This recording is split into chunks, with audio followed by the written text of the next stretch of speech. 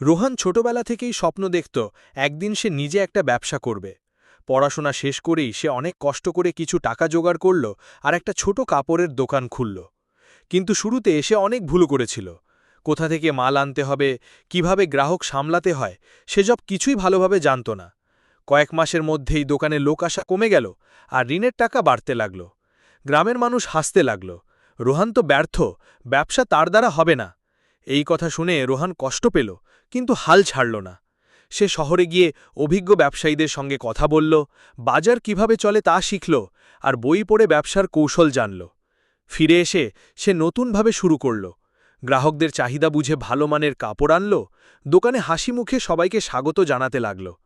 ধীরে ধীরে লোকজন আবার তার দোকানে আসা শুরু করল। কয়েক বছরের মধ্যে রোহানের দোকান গ্রামের সবচেয়ে জনপ্রিয় কাপড়ের দোকান হয়ে গেল।